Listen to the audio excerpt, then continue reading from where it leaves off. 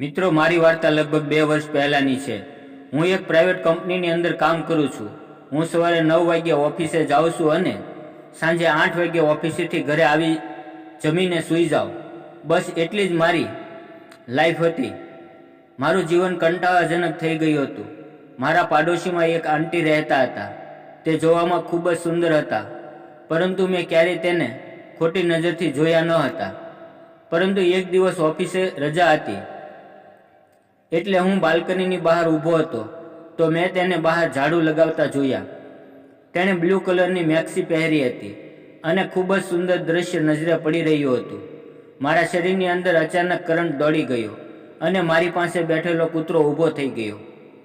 જો હું તમને આંટીની વાત કરું તો તે ખૂબ જ સુંદર અને તંદુરસ્ત શરીર ધરાવતા હતા અને તેનું નામ કરિશ્મા હતું।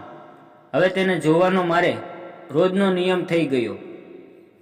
હું એ વખતે રોજ બાલ્કનીમાં ઊભો રહી જતો જ્યારે તે ઝાડુ કે પોતું લગાવતા હોય, અને હું એના વિચારોની અંદર ખોવાયેલો રહેવા લાગ્યો।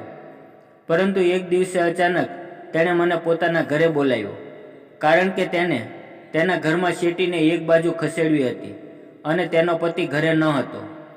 હું ગયો અને તેની શેટી ખેંચવા માટે પ્રયત્ન કરવા લાગ્યો, પણ મારા એકલાની તાકાતથી થયું નહીં। તો તે પણ મને નીચે નમીને મદદ કરવા લાગ્યા। તેની અચાનક નજર મારા કૂતરા ઉપર પડી। હું કૂતરાને ઘરેથી જમાડીને જ લાવ્યો હતો, પણ તે જમવાની રાહ જોઈ રહ્યો હતો, પણ આંટીએ તેને જમવાની ઓફર આપી નહીં। થોડા દિવસો આમ જ વીતી ગયા। તે કોઈના કોઈ કામ માટે મને તેના ઘરે બોલાવતી અને તે મારા કૂતરાને ખીજવતી, પણ જમવા આપતી ન હતી। તે મારા કૂતરાને ખૂબ જ પ્રેમ કરતી હતી, પણ તે મને તેને રમાડવા માટે પૂછી શકતી ન હતી। એક દિવસ અચાનક મારા મમ્મી પપ્પાને ગામડે જવાનું થયું અને હું ઘરે એકલો હતો। મને જમવાનું પણ બનાવતા આવડતું ન હતું, પરંતુ જ્યારે હું ઓફિસેથી ઘરે આવ્યો તો આંટી મને કહેવા લાગ્યા કે આજે તું અહીંયા જમી લેજે, કારણ કે મેં 4 લોકો માટે જમવાનું બનાવ્યું છે, પણ મારા પતિ કામ માટે બહાર ગયા છે અને તે સવારે આવશે। તો મેં તેને કહ્યું, ના, હું ઓનલાઈન ઓર્ડર કરી લઉં છું। તો તે જીદ કરીને કહેવા લાગ્યા કે તું મારું એટલું પણ માન નહીં રાખ, અને હા, તારા કૂતરાને પણ સાથે લેતો આવજે। પછી મેં તેમના ઘરે ગયો અને અમે જમવાનું જમ્યા પછી આંટી સાફ સફાઈ કરવા લાગ્યા। મારો કૂતરો પણ જમવાની રાહ જોઈ રહ્યો હતો। તે મોટા મોટા લાડવા જોઈને ક્યારનો આમ તેમ નજર ફેરવી રહ્યો હતો। તેણે સફાઈનું કામ પૂરું થયું એટલે મેં તેમને કહ્યું, હવે આંટી, હું ઘરે જાઉં છું। તો તેણે કહ્યું, અરે બેસ, ક્યાં જાય છે? થોડીવાર મારી સાથે બેસ અને વાતો કર।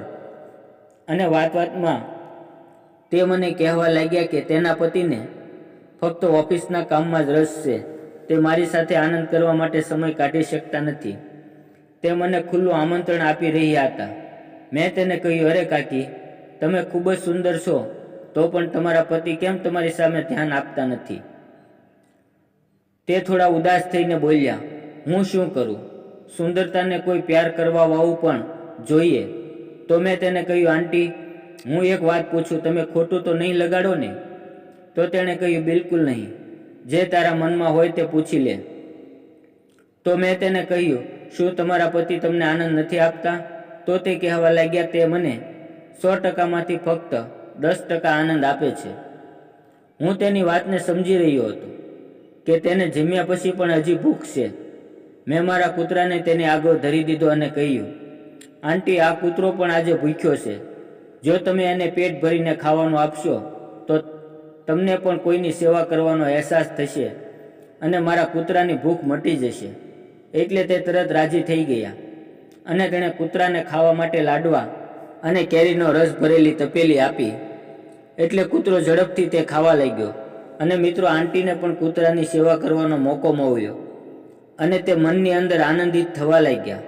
તેને હવે કોઈ પણ પ્રકારની ફરિયાદ રહી ન હતી।